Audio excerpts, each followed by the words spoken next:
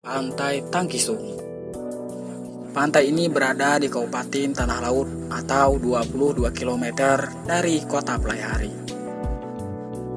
Objek wisata Pantai Tangkisung lumayan populer dan ramai dikunjungi masyarakat sekitar maupun wisatawan asing karena penasaran akan keindahannya. Apalagi pantai ini termasuk salah satu ikon kota Pelaihari. Karena pemandangan yang indah, hamparan pasir pantai yang luas dengan pohon kelapa yang menjulang tinggi, ditambah laut biru yang mempesona. Belum lagi, Pantai Tangkisung memiliki banyak sarana untuk menunjang liburan para wisatawan yang berkunjung. Di antaranya banana boat, persewaan perahu untuk berlayar menikmati birunya air laut, dan juga ada persewaan ban serta pelampung. Sobat Sanak semuanya, pantai ini bernama Pantai Tangkisung karena berada di Desa Tangkisung, Kecamatan Tangkisung, Kabupaten Tanah Laut, Provinsi Kalimantan Selatan.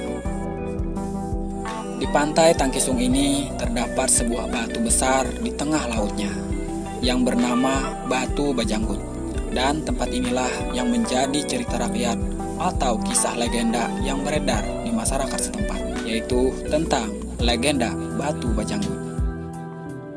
Maka tersebutlah sebuah kisah. Pada zaman dahulu kala, di kampung yang bernama Kampung Tangkisung ini, hidup seorang janda yang bernama Acil Sinah. Acil Sinah mempunyai dua orang anak, yaitu Ijum yang berusia 16 tahun, serta Milah yang berusia 14 tahun. Kedua anaknya ini merupakan anak yatim, karena ayahnya meninggal sewaktu Milah baru berusia 1 tahun. Ayahnya meninggal di tengah laut saat pergi melaut. Maka Acil Sinah yang menghidupi anak-anaknya hanya dengan mencari ikan di sungai dan mencari karang di pesisir pantai untuk dijadikan kerajinan tangan. Acil Sinah ini selalu berjuang keras sepanjang hari demi menghidupi anak-anaknya. Namun kerja keras sang ibu berbanding terbalik dengan anak-anaknya. Selalu ada saja masalah yang dilakukan anaknya. Acil Sinah, lihatlah kelakuan anakmu. Dia mencuri mangga di terasku, teriak seorang perempuan dari luar pintu yang tak lain adalah Julak Irus, juragan mangga di kampung. Astaga, kenapa lagi kamu nak? Ucap Acil Sinah dengan nada melemah seusai melihat kelakuan anaknya. Ini Cil, urus anakmu yang satu ini. Untung saya kasihan, mangganya saya ikhlaskan saja.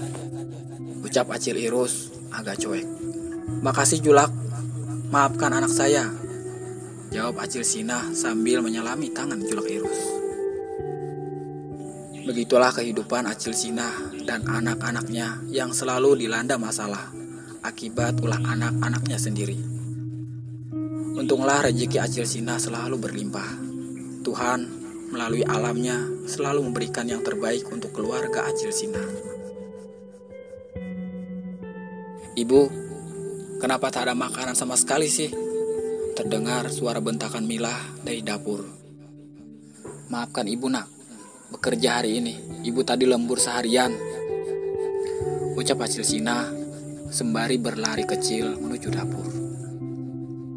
Gimana sih ibu ini? Tak ada tanggung jawabnya pada kami, bentak Milah dengan nada keras karena kesal. Kamu kan sudah besar nak, kan bisa, jawab ibunya.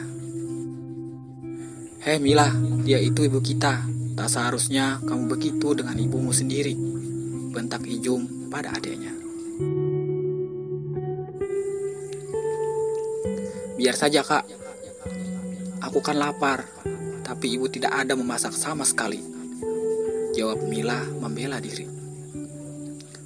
Kurang ajar kamu, hardik Ijum sambil mengangkat tangan kanannya bersiap memukul adiknya. Jangan nak, jangan dipukul, ucap Acil Sinah yang langsung bangkit dari duduknya. Sudah bu, jangan dihiraukan lagi anak kurang ajar yang satu ini, kata anaknya yang bernama Ijum. Acil Sinah kini tertunduk melihat perlakuan anaknya. Ia hanya berusaha tetap sabar akan perlakuan anaknya. Ia selalu berdoa yang terbaik untuk anaknya. Sementara anaknya tak sedikit pun mau memikirkan perasaan ibunya.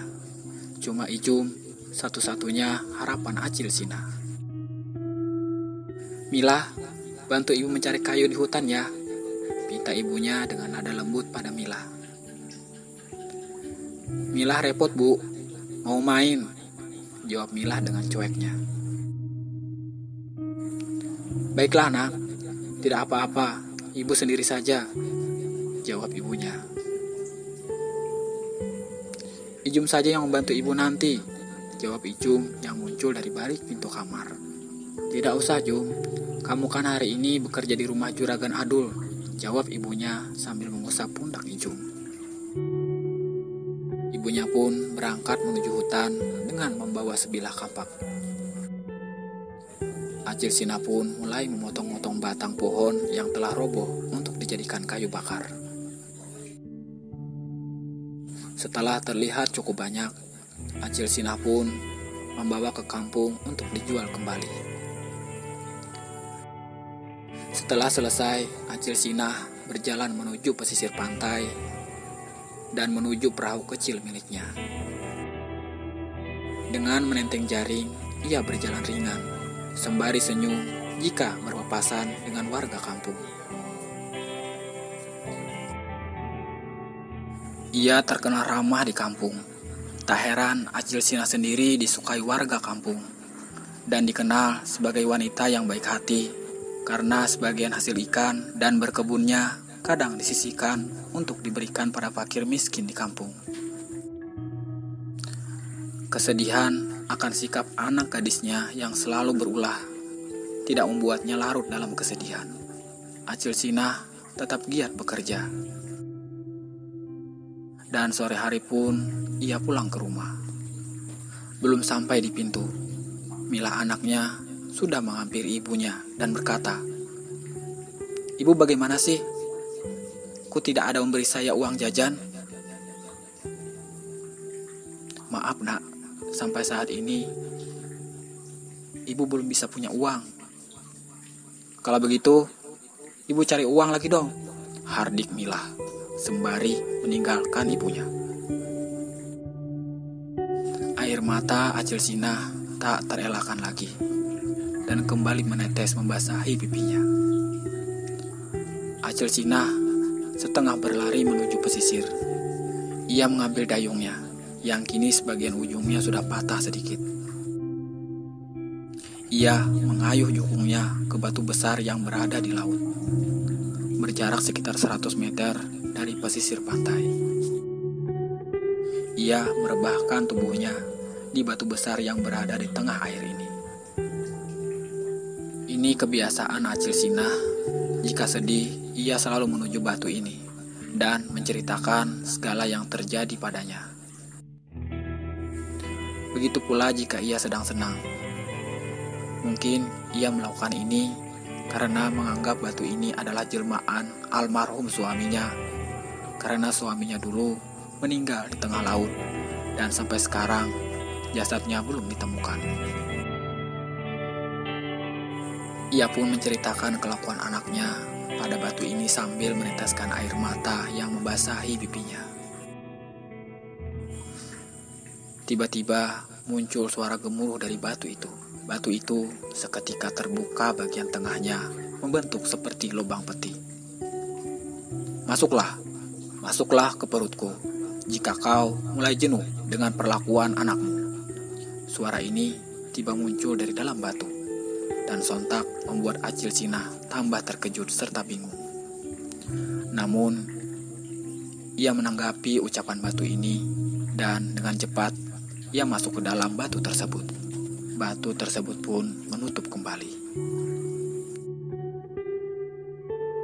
3 hari sudah ibunya menghilang dari rumah, dan sontak membuat anak-anaknya kebingungan, tak terkecuali Mila yang selalu bergantung pada ibunya. "Kak, ibu kemana ya?"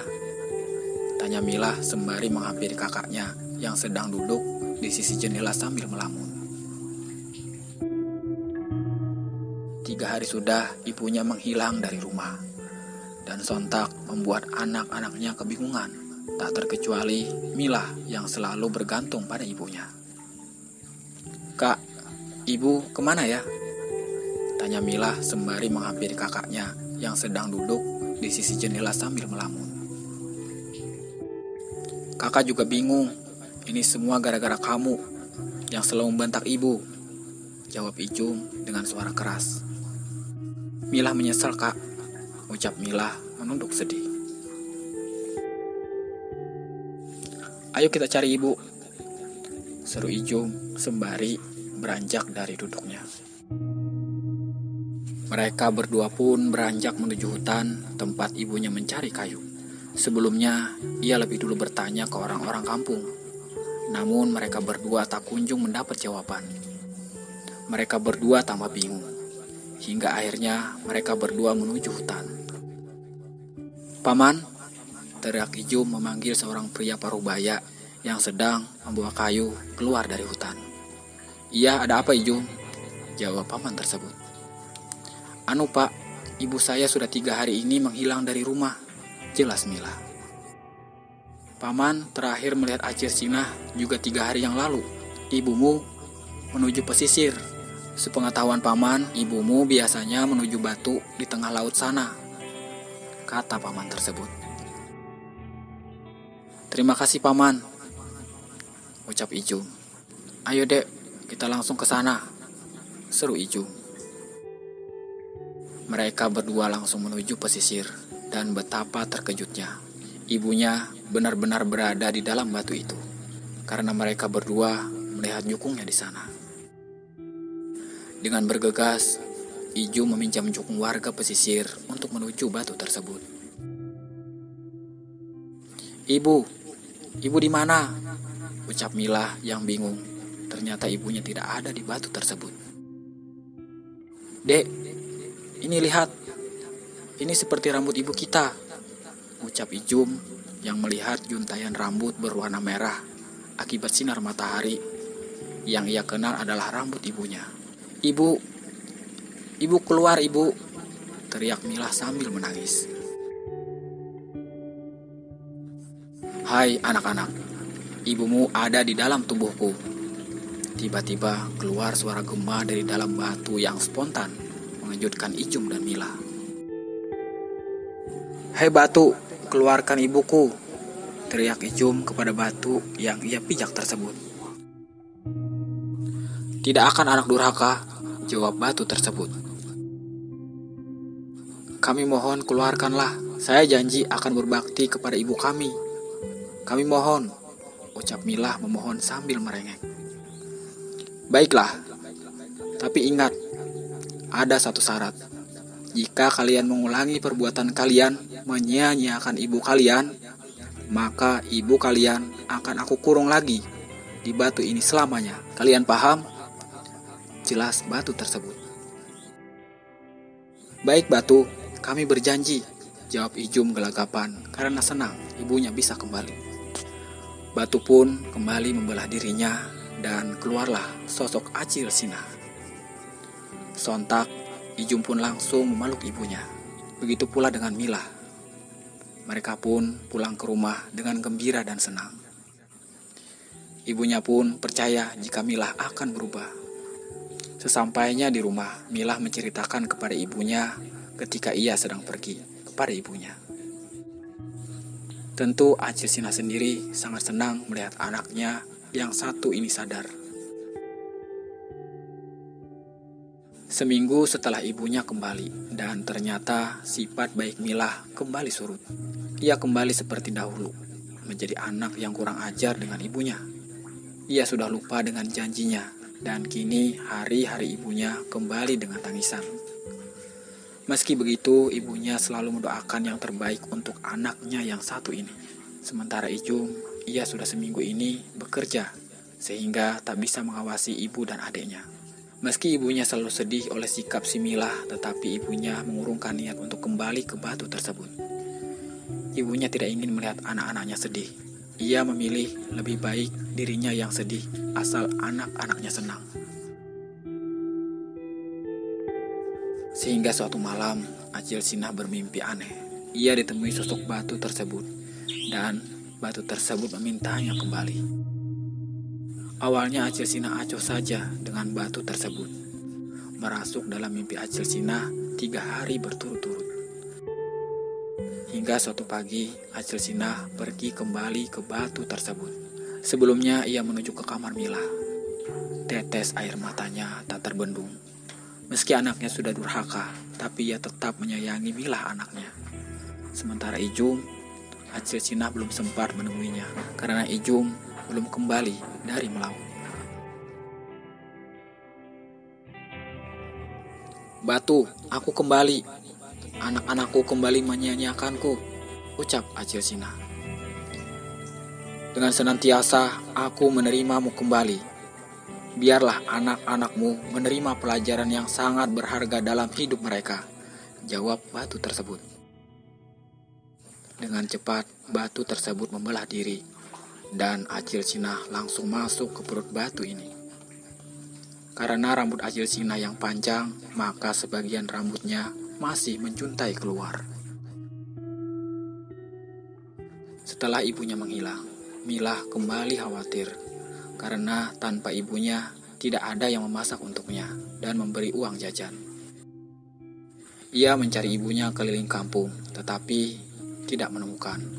Hingga ketika Ijum datang melaut, Mila langsung menghampiri Ijum dan menceritakan segalanya.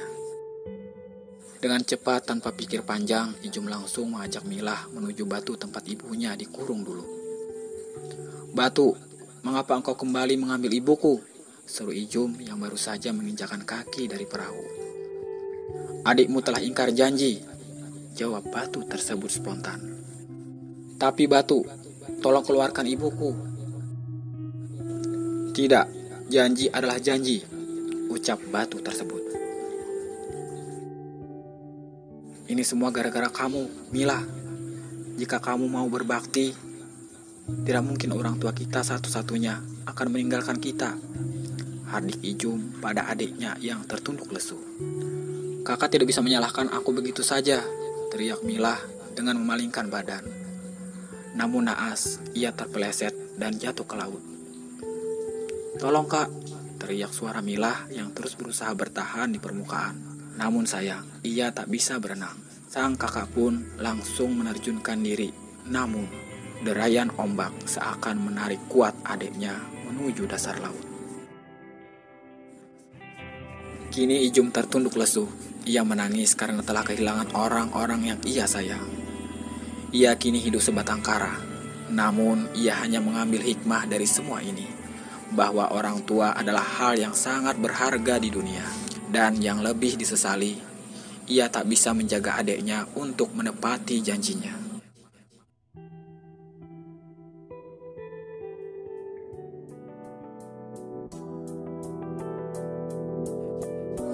Demikian kisah legenda Batu Bajanggut Tangkisung. Kini batu tersebut terletak di daerah pantai Tangkisung, bersebelahan dengan lampu buoy atau bekas mercusuar di tengah laut, yang berjarak sekitar 200 meter dari bibir pantai.